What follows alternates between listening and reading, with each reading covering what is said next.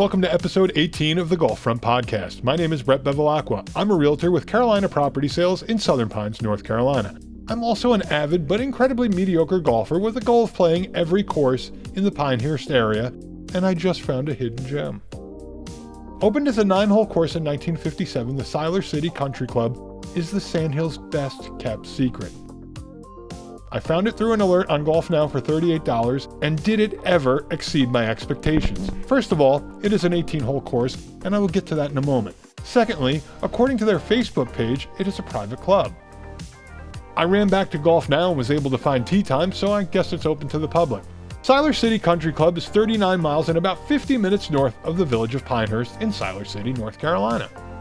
As I said, it opened in 1957 as a 9-hole course, and as far as I can tell, was the first course Ellis Maples designed in the Sandhills.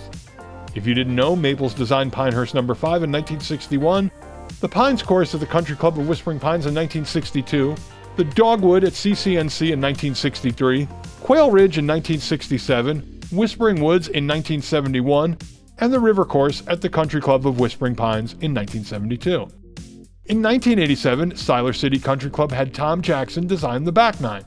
Jackson has also had a hand in the design of area courses such as Highland Golf Club, Pinewood Country Club, and Midland Country Club. Going into my first and only round at Siler City, I knew that Maples designed the front and Jackson the back some 30 years apart. Having played both of the architect's designs, I fully expected to experience a difference between the front and back nine, but it was seamless. Had I not known ahead of time that the course was built in 2 stages, I wouldn't have been aware just by playing my round. Hats off to Tom Jackson for his ability to mimic all the wonderful aspects of the original front nine on the back side. My experience at Siler City was wonderful. Had I not played the day before and had a round booked the following day, there is no doubt I would have replayed the course.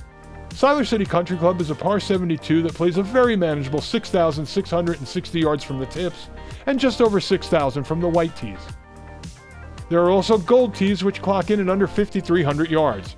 From the back, Siler City has a 72.2 rating with a slope of 135 and a 69.5 and 129 from the white tees. Siler City starts off with a friendly medium-length par 4. The tee box is elevated and you hit down to a straightaway and spacious fairway. There is a bunker to the left of the fairway and to the right of the green. Right away I noticed an homage to Donald Ross as the greenside bunker was straight down the fairway and the green was off to the left. Sadly, this just appears to be accidental, and we won't see anything like this again until much later in the round. The second hole is a medium-length, slight dogleg left par 5. Off the tee, the fairway is tight, but opens up quite a bit for your second shot. The green is elevated, and there is a creek that runs across the fairway about 70 yards in front of the green.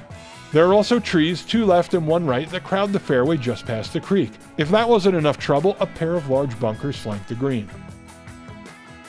The third is a slight downhill medium-length par 3.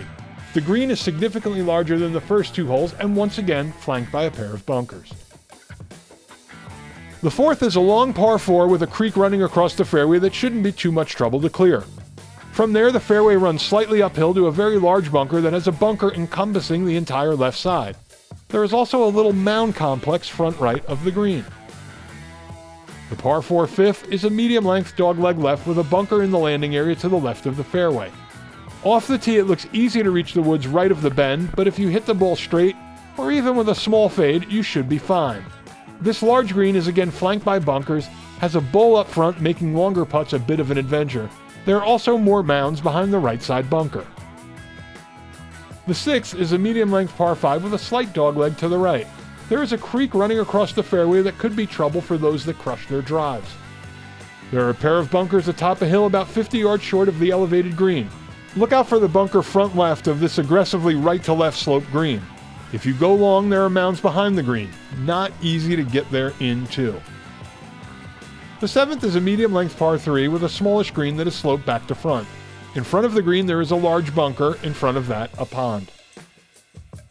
The par 4 eighth is a nasty uphill dogleg right. Off the tee, I couldn't reach the bunkers in the right rough that I wanted to clear to cut the corner. From just behind the bunkers, I needed to put a fade on my approach shot but couldn't turn it over enough and fortunately cleared the bunker to the left of the green. This is a very long way of saying if you don't keep the ball to the left of the bunkers, you will probably be writing a 5 or more on your scorecard. Add to that the green is small and a bit tougher than most greens on the front. The par 4 9th is awesome. This very short par 4 is not reachable off the tee. I'm sure there are people who have made it, but a handful of tall trees on the left make it near impossible. The fairway has an extreme slope from right to left. While I was on the green, I watched the group behind us land on the right side of the fairway and nearly roll off the left side. 9 brings you back to the clubhouse if you need to grab something to eat. 10 is across the parking lot and on the other side of the tennis courts. I had a little trouble finding it. I really enjoyed the 10th, a short par 4 over water with a dogleg left to a tiny green fronted by a pair of bunkers. I got greedy and tried to shorten the hole by threading the needle between 2 trees about 100 yards in front of the green. I nicked a branch and ended up about 60 yards short of the green. The fairway is sloped right to left. The 11th is a medium-length downhill par 3 with a large bunker to the right. Left of the green is safe if you want to keep it away from the bunker. The 12th is a medium-length par 5 that bends left. If you play it a little left of center, you will be in good shape, but right is fine too. There are 2 bunkers in the left rough, but they really don't seem to come into play. There is a large bunker front right of the green. I made this hole much harder than it needed to be. 13 is a lengthy par 4 that plays straight away, but is tough due to the very small green. The green is so thin that missing left or right will really challenge your short game. Like 13, 14 is another straightaway par 4, but this time a little shorter with a few more bunkers. Like the first hole, the bunkers are in line with the center of the fairway, but the green is off to the right side. It is important to note that there is a bunch of room, maybe 25 feet, between the back edge of the bunker and the front of the green. The green is also very deep. Keep an eye on pin placement on 14. 15 is a medium-length par 3. You will see a pond just to the left of the green. The green is sloped pretty aggressively towards this pond. I thought for sure I was going to roll off and into the water. If the pin is on the right side, I don't think you can hit it far enough right without getting in the sand to keep it close to the pin. The 16th is a short par 4, and there is a pond that starts on the right side of the fairway about 100 yards in front of the green.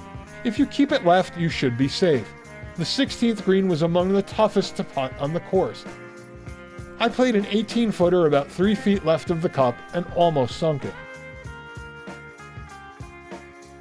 The 17th is a medium-length par 4 that had a fairway bunker on the left that ate up 2 of our 3 tee shots, and there is also a creek that runs across the fairway and along the right side of the green that is not reachable off the tee.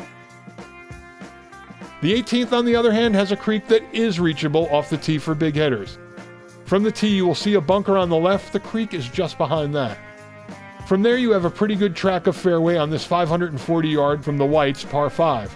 I don't think too many players can make the elevated green in 2, and the green isn't all that large. There is a big bunker that fronts the green, and it is quite a sight coming up the 18th fairway. Siler City Country Club is a great course. I would put it on par with courses at twice the price. The greens were on point all day, the bunkers maintained perfectly. Though it was cart path only, there weren't too many wet areas, and this has been one of the wettest Sandhills winters in recent memory.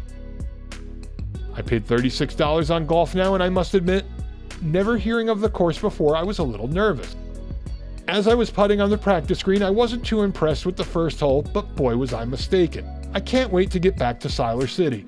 This place is going in my regular rotation. I am looking forward to playing in season. I also don't want to forget that there is a practice range, and though I didn't eat, our cart had a menu for the course's grill. For more information, check out the course's website at silercitycountryclub.com, or for tee times, give them a call at 919-742-3721.